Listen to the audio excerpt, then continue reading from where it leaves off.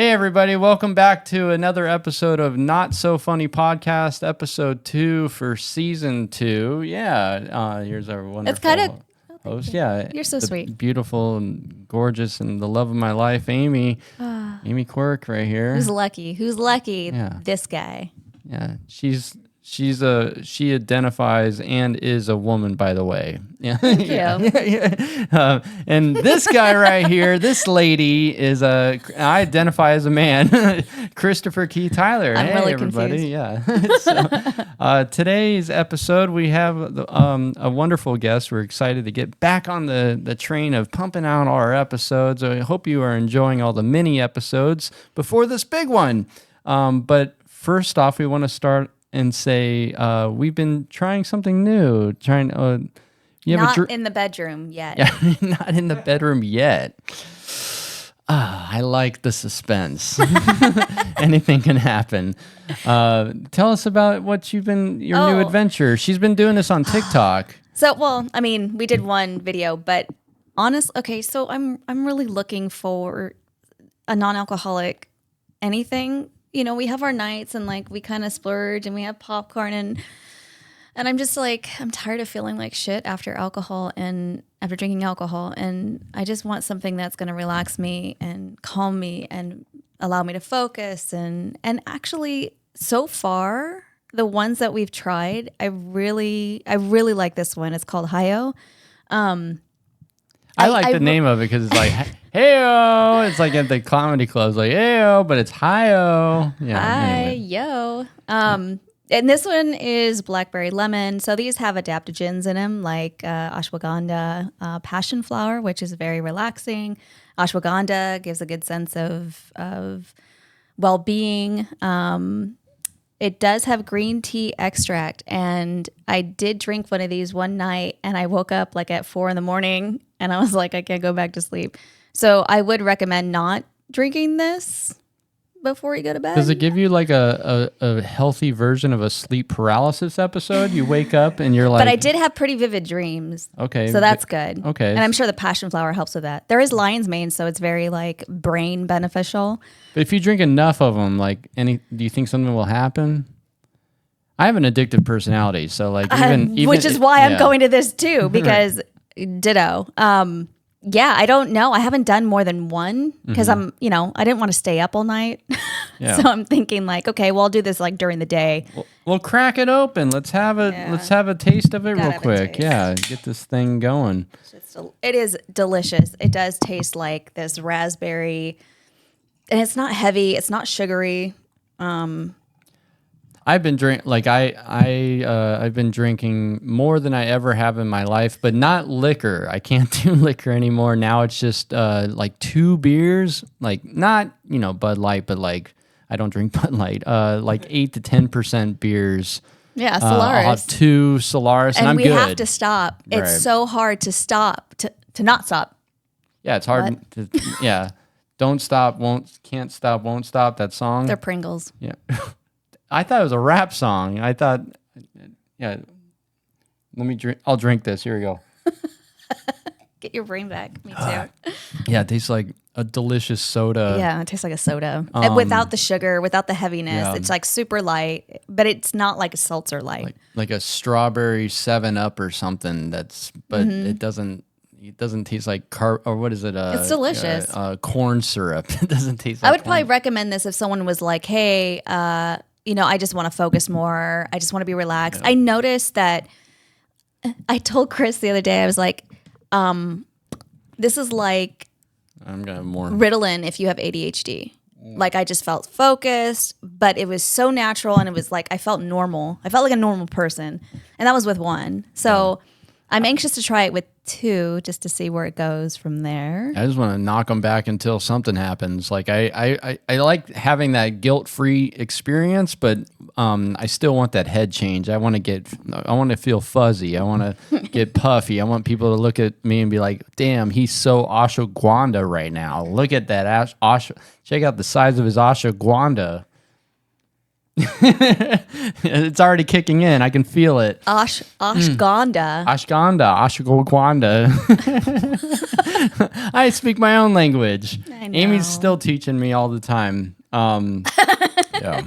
Now tell us, Amy, what are you cooking today? She's been prepping all morning for our special guest. So I'm doing a rendition on a tabbouleh. Unfortunately, my parsley went bad, and I thought I had parsley, so we're just not doing tabbouleh. We're just going to do a very happy rendition of tabbouleh with quinoa instead of the like little wheat pastas. It's still going to be made roughly the same, little bit of mint. We'll see where it goes from there. And what do we have? We have falafel. So I'm kind of excited about that. And yeah, it should be delicious. Smells good in here. For years, I was always calling it falafel or like waffle. I thought it was like waffle. Some sort of Mediterranean waffle dish. But I'm like, what is this? Where's the syrup? Yeah, no. As Nick Swartzen said on his Party album, I think it was the Party album. When the food comes out, I just want to say, I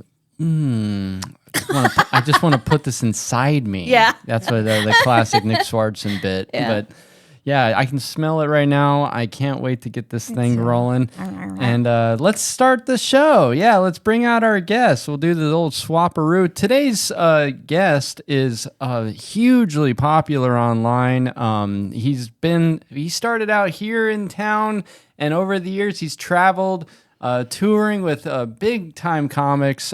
He's a big time comic in my eyes. He has a podcast called Bobby for Real.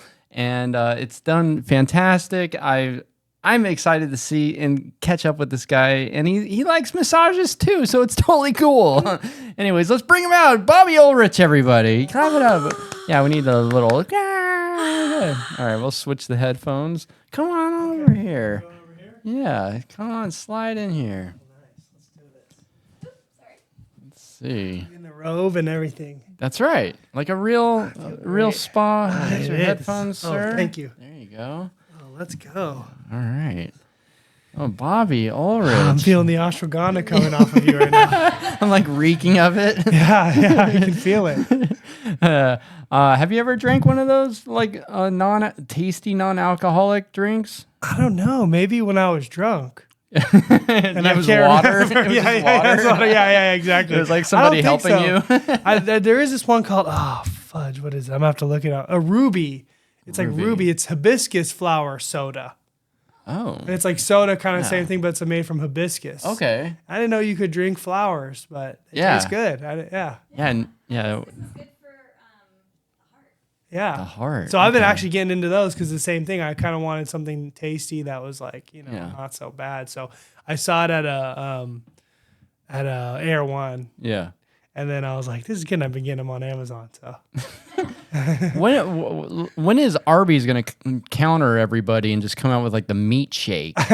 dude, they need to. Because there's a meat beer. There's a big demographic for that in Middle America for sure. Just because they want to go against the health craze. Yeah. They could partner with Liquid Death, but it's like literal death. Literal death. Yeah, Heart attack shake. Meat in a can. Yeah, that'd be awesome, man.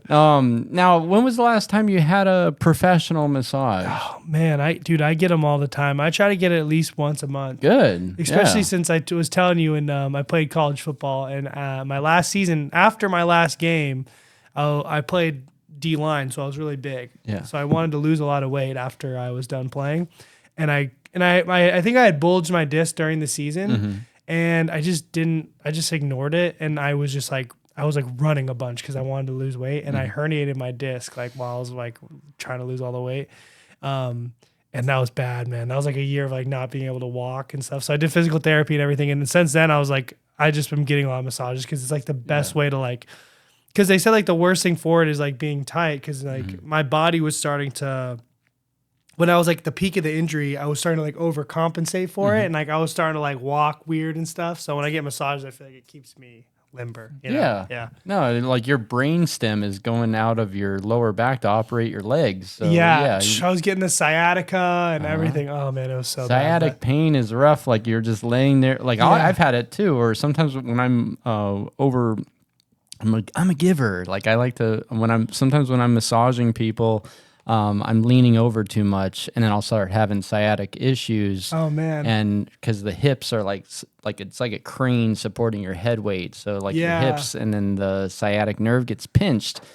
Anyways, it takes like I'll be laying there in bed at night and it's just burning like a hot poker right in the side. It's horrible. It's like your back is so important, so you gotta take good care of it. But yeah, I don't really have like a main person I always go to because I'm on the road a lot. So whenever I'm like in a new town, usually when I'm on the road, which is like twice a month, I will like whatever city we're in, I'll look up like the best reviewed place and try to go to like a sports massage or it's like a massage envy or. Are you into cut like that? Sorry. No, it's okay. No, but it'll be like there's all those franchise locations that are great because they keep all of your information in their database or whatever. So then if you go to a different one, they'll be able to know what the other therapist worked on for you. So that's nice. Yeah. And I love wellness and stuff. And honestly, sometimes what I do too, especially if I'm in LA and I'm like waiting for a flight, or in New York, I do it a lot too. Recently, I've been going to like 24-hour Korean spas and just doing that instead of a hotel. Like if I had to do that for one night, because you pay like $40, you can stay there however you want. And they have beds and they have like cold plunges and they have saunas. And you can literally, like, this is a hack. If you're on the road, you have like an early morning flight, you don't want to get like a $200 hotel. Right. Go find a Korean spa and just get treated like a king for $40 and you can sleep there. It's incredible. Yeah, there's one in LA. And you can go there literally. It's like $40, and sometimes like if I have an early flight, I'll just chill there, and they have like on the roof. It's like encapsulated a little bit by like whatever, like curtains. But there's like beds, and you can sleep there, and then you can go like do sauna, cold plunge. I always thought there should be one around here because I love those places. I think we might have something lined up. Dude, oh my gosh, it's amazing. And you have a locker, so you put all your stuff there, and you just get a robe, and you can take a shower, you can shave, you can do I do steam room, sauna, cold plunge routine, and then I'll go take a nap. What's up. That's yeah. And then sometimes they offer massages there. Right. But they're never that good. Yeah. They don't want you to get too comfortable. Yeah, exactly. They're like, we're giving you all this for $40. Yeah. But the crazy, like a lot of them too have like, it's like Disneyland, but for wellness. Like you walk in, it's like crystal room and red room, and like there's this one where it's like a sauna, but it has all these balls that you just lay in, like these like clay balls, like it's like a kid's play. Yeah. Yeah, like, and you lay on them. So it's kind of weird, but it's also, there's like ice room and gold room. Wow. Yeah, and crystal meth. No, I'm just kidding. Yeah, you're like in the dark alley spa. Yeah, and it's just like a bunch of homeless people encampment. They're just taking care of you. There's like we'll give you give me $40. I'll give you a spa treatment. And you're like, this is really nice. Yeah, and like it looks like you're in freaking like The Hobbit, dude. Like there's some of them are like these secret tunnels, and you're like, what is going on? But yeah.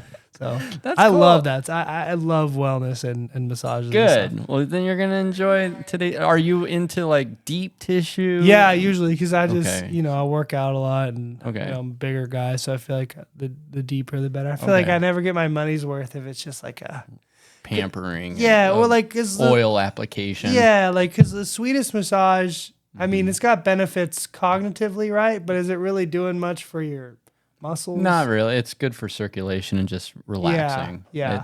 It's like the gateway into this deep tissue. Yes. Yeah. Which I'm like an all or nothing kind of guy. So I'm like, as long as you can relax, we can go deeper. But like some people are like, all right, just give it to me. Yeah. And I'm like, what, dude? Give it to me. No, I'm not. You can hurt me. Come on. Yeah, I'm not afraid. Plan, I'm like, I'm not going to hurt. And then I'll go to do the deep tissue and they're like, yeah. Come on, I can't even feel it. I'm like, well, you gotta chill out, man. Like, just relax. Yeah. Oh man, there's some real Supermans that come through. I bet. Yeah, ladies too, dude. Like Oh, some of shoot. the tiny little frail old ladies, they're like, it's like working on beef jerky, just Oh like my this gosh. rail rod back. I'm like, what do I do with this? Yeah. Can you just spend the whole time on my neck and shoulders? I'm like, for 90 minutes? Oh it's like my this tiny little neck. I'm like, in there. She's like, Little toothpicks. yeah. Yeah, Anyway. I mean, I've done the Thai massage once, but they I didn't love it too stretching you much. and- Yeah, well, I like to stretch, but I didn't like when they were walking on my back because I'm Oh, like, that's called shiatsu. oh, it is? Yeah, with the pole on the ceiling, Yeah, right? which like I'm sure if it's done correctly, it's good, but like I was like, there's no way you can be that accurate with like- this because it just didn't feel right. You're like, how did your dirty ass toes are in my Yeah, mouth? yeah, Like, yeah, it's yeah. a toe sliding Yeah, I in. was like, this can't be right. Oh my well, let's gosh. get you on the table and Okay, start this I'm thing excited, off. man. Yeah, This is let's already do it. amazing. Let's go. I know. I'm gonna have to get a residency or something. Okay, we're gonna start. We'll start right now. Let me get my right. oil. Do you prefer Oil me oil up. or lotion? The oil is. Whatever you prefer. Okay, I prefer oil. All right, let's do it. Oil me up. This is time like I'm a Texas Roadhouse bun. Oh yeah, you need your bolster underneath your knees, sir. Oh, This yes, will help with please. your lower back. Oh yeah, that's right. That's what I do when I sleep. I gotta have a pillow on my legs or I can't sleep usually. There you go. All right. I do the one underneath and the two pillows on the arms. That's my sleeping position. Now, oh, you're good. I played football in high school. Oh, no and- way. Yeah, and only for a moment. I was the opposite of you. I was like a bird man. I was so I only weighed like 140 pounds, and Oh, I was super fast. I played corner and Nice. wide receiver, and I did not like getting tackled. I didn't like getting cracked. That's what they kept saying. I Like, hear you, man. Well, dude, it's not unsimilar to me. I was actually my freshman year of high school. I was 135 pounds, and I can show you pictures. I was like the skinniest, lengthiest guy. It wasn't really until my senior year that I really hit a growth spurt, and I was always getting cracked. So like, I was really unathletic growing up and like really skinny. But I literally like found this guy who like trained me, kind of like a custom auto Mike Tyson situation, and he like kind of helped me become an athlete, which is pretty cool. So I was never really big or athletic at all. Did you get along with other players on the team? Yeah, for sure. I think, because like I said, I wasn't very athletic growing up, so I was kind of always the kid that would get picked last, and I was pretty uncoordinated. But it was never like a bad thing, because even though I would get picked last. People always liked to have me on the team because they knew they were gonna have a good time. Because You were just I was always just a funny guy, like Right. class clown. Like, I don't know how much like football you watch, but I always equate myself to like Gronk. Who's Gronk? He was a tight end for the Patriots. I thought you were talking about that bigger guy in that Disney movie. Oh, Gronk, yeah, the Emperor's New Groove. Yeah. Yeah, but like I was always dancing. You know, it was all about fun for me. So I just always tried to have a good time. Even during Hell Week? Yeah, man. I was always just making jokes, and I think that's what made me get into comedy too. Is like whenever it was like the bad times, I was always making people laugh because it's always easier to laugh when you're going through sucky times. You know? I was the same. At our school, my buddy Diego, we were the two goofballs on the team, and one time during like scrimmage, I was kneeling, and I had my football helmet I'm leaning on, Yeah. and like doing and just watching, and then all of a sudden Diego like comes right into full view right in front of my face, and he had taken all of his pubic hair and he stuffed it through like the lacing of his pants. So it's just like Classic. laced pubes in front of him. I'm like, oh my God. this That's is horrible. hilarious. And so like, that was like his humor, that jock Yes, humor. of And course. keep it in the locker room. Exactly. That kind of humor. We used to, on the bus rides from games, we used to have, do like, we loved Wild 'N Out. You know that show? I know. On MTV, it's like Nick Cannon. It's like basically like, it's like roast battles, but like with rapping. Uh-huh. And we used to love that show. So we would basically like people would drop beats and we would like roast each other like with white boy rap. Oh, And I was always just killing everybody. I imagine this was happening on like the bus. Yeah, to the games bus. or Yeah, the something. bus ride home. Yeah, Just fun antics. That's like better than our team. Our team, they would always sing like barbershop songs on the bus. I was like, this is so gay. I can't do it. That. Wow, that's hilarious. That was back in the 90s.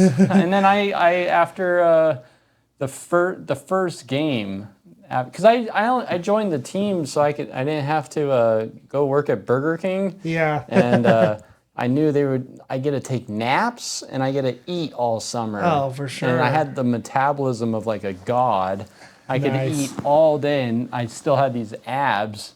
Dude, those are the days. Those were the days. It was wonderful. But after the first game, they were like, "Chris, are you gonna get in there and get cracked?" I'm like, I can't even see what's happening on the field. I don't like this. I want to watch. And that's when I realized I'm a better fan. Yeah. And I love watching football. I don't follow the stats or know the players' names or anything, For but sure. I love watching a good football game. Yeah. So I quit. And that was the end of that. I didn't make varsity. I was on JV. Yeah. That's as far as I got. Man, I hear you. I spent my first 3 years on JV. It's some good times and also some bad times for sure. What were the bad times? I don't know. You kind of always want to be on varsity, you know? So, Right. But, I just worked really hard and eventually got to go up. But, yeah, I always did it. I love sports and I love playing, but I always really just did them all just because I thought it was fun to hang out with people. After football, what got you into stand-up? Like, what was the initial jump? Yeah, so after I played football in college too. It's really the only reason why I went to college. And after my last season, I kind of was like, what am I going to do with my life? Because I got a degree in broadcast journalism. Cool. Yes, because my original plan was to be an anchorman because I loved Ron Burgundy so much. Yeah. That was literally my goal. But when I was doing all my internships in college, I kind of saw that it was you can see now it's sort of a dying industry, cable news and stuff, the distrusted news. So I was like, oh man, what am I going to do? Well, you could do news stuff on like TikTok. or Yeah, YouTube. true. And that was really, it was like right before that was really getting popular too. So, but that's what a lot of my professors told me. They're like, look into social media. But I was always a huge comedy fan. And I always I was getting really inspired because toward the end of college is when all the comedy podcasts really started booming with like Rogan and Bert and Bill Burr and all those guys. So I was just kind of listening to those all the time and getting really inspired. And I always been the funny guy on my team, and I was always kind of doing stand up without a stage my whole life. So this is funny because this is like you ever see the Hot Ones show? Where Yeah, we just saw the Yeah, one with Conan O'Brien. oh man, it's great, right? But Yeah. this is similar because it's like you're trying to answer, but the massage feels so good that it's like taking you in and out of it. It'll be fun drop an elbow on you when you're trying to talk. Oh man, It'll be a hot, this spicy is like one. heaven right now. Here, I'm gonna take this bowl stir. Okay, We're gonna. and so basically I needed something to do, and I started doing stand up. All right, I'm gonna have you flip over with the microphone. Okay, Have fun. flip on my belly. Okay. Scoot up into that face cradle. Oh yeah. Oh, this is hilarious. There we go. This is such a smart idea. We're trying a new avenue with. Dude, this is the new Hot Ones. Having them hold the microphone, it's fun. This is this is so awesome. I wish I could get every massage like this. Well, a lot of the best. Sorry. Go on. Pretty soon you guys should get a GoPro right here too. That'd be funny. We tried. Yeah, we're trying. Yeah, We're that'd be trying to get awesome. there you go. Oh, this is such a good idea. This is like, because I love hot ones. So like this is very similar. So you were saying, I apologize. I didn't Oh, mean no to- worries. It was hard. It's hard to. It's hard to keep chatting, but how am I doing? Am I staying You're pretty doing relaxed? great. Okay. Yeah. Yeah, I try You're to good. be as relaxed as I'm possible. going to borrow your right arm, but I keep know that left I'm arm pretty- holding that mic. I'm pretty tight, but yeah. So my family hit some pretty tough financial times after I was done playing, and I was living in a garage actually in Oregon. Did the person know you were in their garage? Yeah. Okay. Not at first. No, I'm just kidding. But yes, my buddy let me move into his garage because I literally had no money, and I was just like, I didn't really know what I was gonna do. Football was over. I couldn't really see a career with what I had gotten my degree in. So I was like, you know what? I'm gonna go all in with comedy. So my last semester of college, and I had a herniated disc at this time, so I was kind of really battling a lot of stuff. I started doing open mics in Portland, Oregon. That's where I started out. Cool. Yeah, and it's a cool scene out there. So Everyone tells me I should live there. Yeah, honestly, I'm like, you're just trying to get me to leave. No, not at all. I mean, honestly, I think you would vibe with that for sure. They're really cool people. It's very much I don't know how to describe it. It's art driven. Yeah, it's super art driven, and everyone there is like super eco friendly, and it's definitely like it's super stoner, like just good people and just very earthy people. So Yeah. Sounds like us. yeah, you guys have the vibe. They love all the kind of stuff that which is why I enjoyed it too. The only thing that sucks is though coming from here and then going somewhere where you don't see the sun 8 months of the year, it can get really tough. Yeah, no, I love living here because of the weather. Yeah, so that's the only hard part. But yeah, it is a cool way of life. It's sort of like that alt comedy scene, which is cool. It was cool to start there because it's much different. But yeah, honestly, it was just kind of a necessity and out of desperation of trying to figure out who I was and leaning into the things that I was actually felt like I was good at, which was communicating and being funny. Did you ever put on a comedy show inside that garage? I should have, man. No. But No. funny enough, the first time I ever did stand up, it's a pretty cool story, Yeah. was at my college open mic. So I had been wanting to do it for a long time. I decided I was finally going to do it. March 1st, 2019. I always remember the date. And so usually at these, my college is like a liberal arts, very, very artsy school. And usually they at these open mics that they would have just in the university center, they would hire like a person to quote unquote headline it, but it wasn't a comedy open mic. So usually like the person they would bring in would be like a jazz player or a slam poetry person, Cool. Yeah. So something different, but they never had comedians ever. And I just randomly signed up to do stand up at the open mic. And just so happens the time I signed up, they brought in a comedian to headline it. And it ended up being this comedian named Francisco Ramos, who's a really good friend of mine. He's passed at the Comedy Store. He's been on, he was in Shameless, like a lot of stuff. So I did my set, and oh man, this feels great. Stay focused. Bro, I'm not even kidding right now, and I know you said the same thing, and you're his wife, so I was like, a little skeptical, but I'm just kidding. But I was like, I get a lot. I know, I'm just kidding. I get a lot of massages. It's the exact same. He said this is one of the best ones. All right, I'm not kidding. Thank you. This is like the shit I was getting when I was in college football. Yeah, that's awesome, man.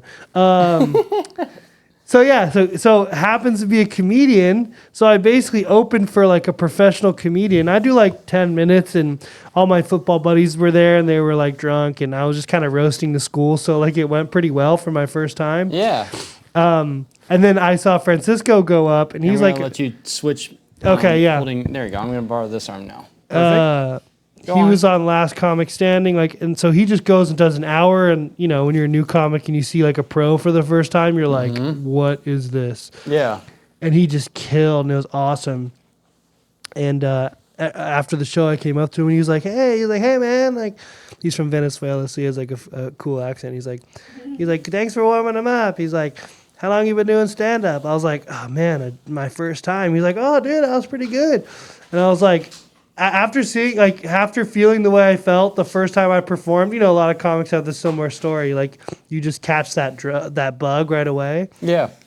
I was like, oh my gosh, I want to do this. And I literally told him, I was like, I know this is my first time, but I think I want to do this for the rest of my life. He was like, yeah, man, that's how it is. Mm-hmm. So it's an adrenaline. It's like the healthiest drug you can have. Oh yeah, this adrenaline rush of performing in front of people, and for sure. But the amount of love that people give you, because they're you know, laughing is an intimate thing for people. That's why they cover their mouths. Yeah, they don't want to share I never that. thought about that. So when you are killing it and they're just like opening up, it's like the Care Bear stare, like everybody's shooting their love at you. Yeah. And it's a surreal, addictive thing. Oh, for sure, man. And it feels good because it feels like everybody's getting a piece of that, you know? Which is what I really love about it. Do you ever go to shows without performing? That's always weird for me. Oh, man. When was the last show you went to that you were just an audience member? And you're like, it's so weird. Like, we saw David Cross, and like the whole time I'm sitting there, I'm like, am I going up soon? Like, yeah, that's so funny, man. I can't even remember the last time. It's interesting once you've been performing for so long to go to a show and not perform. You're like, gosh. I can't believe. Sometimes when I go and I watch another show and I'm not performing, I'm like, oh man, I can't believe I do this. That's crazy. That's so funny. Yeah, I mean, that's crazy. Well, it kind of sucks that when you get so into it, you kind of get turned off from comedy a little bit. Mm-hmm. Especially since I edit for a lot of people. So my job is to also just watch specials and stand up all day. So, so like, I can't just like casually watch a comedy special without just thinking about it all, like, you know, analysis or watch. I can't even imagine watching it live. I'd just be thinking about how it all works. Yeah. Just like knowing it was too much inside baseball. Yeah. You become like the snotty magician who sees how the trick is done. Exactly. My favorite thing when I watch specials is watching the edit cuts and seeing the audience members randomly change places in the seat, because you know they filmed like 4 different sets. Yep. So it'll be like 4 different audiences, and you're like, oh look, that chair just changed within one sentence. That's so crazy.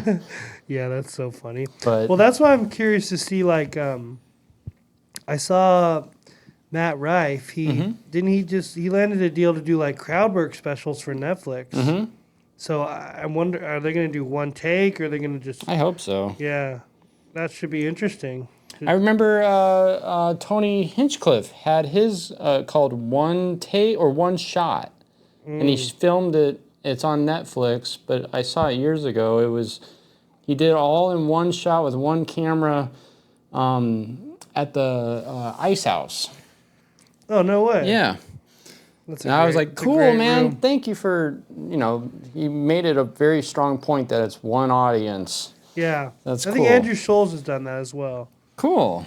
Yeah. Yeah. That's really cool. What's the biggest audience you've performed for? Like numbers wise. Yeah, I think recently it was with Ian Bagg. We did the Cascade Theater in Reading. Mm-hmm. I think that was 1,200 people. So. Dang, that's awesome. Yeah, that was pretty cool. That's So fun. he's been doing more theaters now, which is like usually like 800 to like 1500. Do you think That's that, a whole different experience. Yeah. Do you think it's? I feel it's for me. I feel it's easier the more people there are Yeah, versus less. for sure it is, and also the more known you are. Mm-hmm. But yeah, I prefer like a club of 200 people over like a 1,000-person theater though. Why? I just feel like it's different because when you're like what I've noticed from doing the theaters, and I've like mind you, I've only done a couple, but it's more of like a performance, like you're doing an act. Mm-hmm. And it's good because it's like there are more people, so it's like you get a bigger feedback. But when you're in a club, it feels more like a connection of like talking to friends, and I feel like you can get those laughs that are more personal, like the more like connection laughs, which is like a different roar than like when you're like doing a performance and people are just laughing at it. I don't know. Like, Do you think that it has something to do with like the audience feeling a little bit more? They won't be so shy if they have to talk to you in front of 1,000 people versus 200. Exactly. And it's just like you're on a way bigger stage, you're way higher, the lights are brighter. So it feels more like you're like performing comedy than like than at a club. I feel like a really good club show, you're like just, you're hanging out and just like you can be more yourself. I feel like it's harder to be yourself because with like a theater you like keep it so tight and you're doing like the whole performance. There's not a lot of room to play. Oh, excuse me. No worries. That ashwagandha just came up. I can't pronounce it. Have you ever? I can't imagine like a theater like you just bombing is not like a thing like because you can't be higher risk at a theater versus Right, that would make sense. For If there's, sure. a lot more people, you're going to get people that are going to laugh. Yeah, and for then sure. that's addictive. That's Oh, man. contagious. Yeah, if you bombed at a theater, that'd be brutal. so like. But Amir K, he's I don't have any experience with it, but he's been doing arenas with Theo the past couple months. Yeah. And he's been telling me that that's like a whole different thing too, because it's like you're not even really doing stand up at that point. You're just like a spectacle. So like you're just and he's like it's hard to connect because like especially when you come from doing the club, so much about getting laughs is connecting with the audience, but you can't really connect on that level. So you have to really be dialed in with what you're saying. Yeah. No, it feels like once you go something I can only imagine. I've never come anywhere close. Like I haven't even done a theater, so but an arena. You're now talking to like a mass of people. Exactly. Like it's like a. He said it's not even the same. It's like an entity. Yeah, he said it doesn't even feel like stand up. It just feels like I don't even know what he's like. You're like on Broadway or something. He's like, Well, how do you feel? Oh man, it feels great. I feel like I'm trying not to fall asleep. I'm like all of a sudden the story gets really elaborate. Yeah, and it's like sleep talking. it's honestly it's weird because I mean usually I can speak pretty clearly, but I don't know. Like I was like wondering how it'd be, but like my mind is just so much more open right now. Like good. That's the whole concept. Like because sometimes like when I'm telling a story, I'll be a little more like kind of going in different directions, but like I feel like I can just articulate everything I'm saying so well because I'm in such a good zone. Perfect. Nice. Yeah, that's amazing. Well, let's Amy and I will step out. Okay. You can get back into your robe, and then we'll start eating. Let's do it. All right. All right. And we're back. Hey, how do you feel, Bobby? I feel like I'm in a different universe right now. Nice. Yeah. great. After a good massage and you flush out the body, now you're going to replenish it with some good nutrition. Amy, tell us what did you make us for today? It looks amazing, by the way. Thank you. So I ended up again doing the falafel, and then the tabbouleh type salad is quinoa. I did add a smidge. This is totally off not being tabbouleh, but a little bit of balsamic vinegar. So it kind of just has like a little more punch to it, maybe a little more flavor. So hopefully But it does have a little bit of mint too, so it kind of has. Yeah, the little mint leaves in the middle. Yeah, It's a nice little touch. Even the chives are placed like with purpose. Yeah. Like Gordon Ramsay would be very pleased, I think. I feel like he would still criticize the fact that this was Like right you almost here, don't not want right to here. eat it though, because it looks so good. Like aesthetically, it's so nice. Now, before we eat our food, we're going to do the sacral chakra. It's the orange singing bowl. We're going to balance ourselves to we're just going to, just for a few seconds, just enjoy the vibration to bring. So then when we eat our food, we're like the same as the food because the food was affected by the vibration. Here we go. Wow.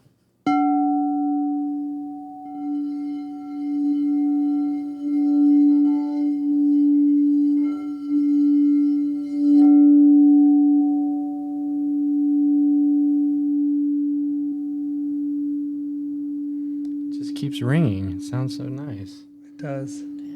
Feels really good. I can feel the falafel in my veins. Oh man, that is great. I tried. There's an old YouTube video of me where I was trying to drink and eat out of the singing bowl. Yeah, so you put like a beer in it or something. Yeah, I was Yeah. drinking out of And it, you- but That's awesome. And then drink it. I think there's Yeah. a science to it. Honestly, I I'm bet. try- I'm Yeah. trying to. I think that's it's like the new age keg stand kind of. Yeah, I would have never thought of it that way, but that's that awesome. makes sense. That would be a Cool. really funny skit or something. All right, well let's right, chow enjoy. down. Oh my gosh, thank you. Enjoy the welcome. ASMR eating sounds. if you Yeah. want Oh to. man, where do you begin? Where do you recommend? I just I like don't know. a I'm mix. going just for get in there. falafel. Falafel, yeah, you got to. Oh my gosh, I'm so pumped for this. Oh, where can everybody find you, Bobby? At Bobby U on Instagram and pretty much Bobby U on everything. I got lucky with the handles. So Like a you. just a U, just BOBBYU. Mm-hmm. BU. Those are my Yeah. initials. That is Yeah, beautiful. be yourself. Aw, I love it. And eat a lot of falafel. Yeah.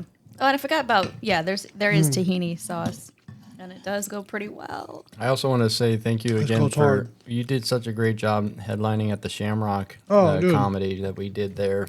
It was a lot of fun. That was so much Yeah, fun. we'd Thank like you. to have you on a show again in the future. Anytime. Maybe at one of the festivals or something. Oh, Dude, that'd Yeah. be great. It'd be cool. 100%.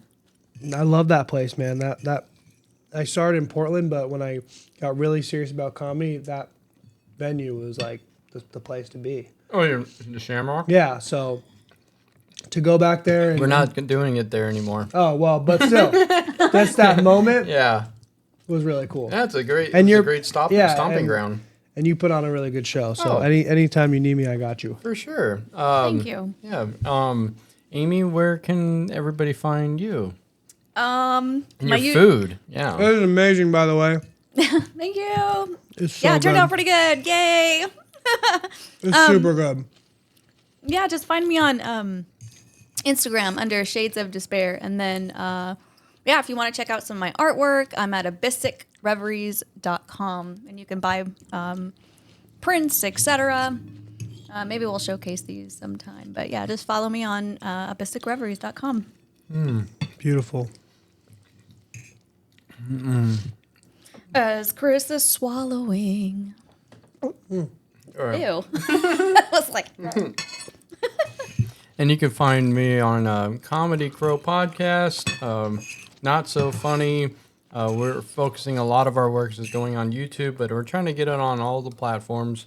And then Comedy Entertainment at Solaris Beer and Blending every Monday, where I host the shows. And then Guadalajara, I'm going to be hosting my first time hosting at Guadalajara. No way. Or Mike's and Margs. It's a good show. It's a great place. And no, Guadalajara Mexican Grill. Yeah. Okay, good. I The thought you were fajitas talking, there are outstanding. I thought you Yeah, were talking they about Guadalajara, the actual In city. Mexico. Yeah, there's one in Lake Elsinore too, but Mm-hmm. the one in Temecula is really good. Yeah, and then there's going to be another comedy entertainment at Peter Marshall's going to be putting on at Fun. Kitchen Studios, a new spot in new Sun spot. City, Menifee. So lots of things to follow. Yeah. Not So Funny, our personal page, my personal page, CKT Comedy, KWMEDY, or just search Christopher Keith Tyler and you'll find me, and Bobby and Amy. And we thank you, and we're going to won't eat this regret it. food. Yeah, this is beautiful. It's really good. Let me just say thank you guys. Of I course. love what you're doing.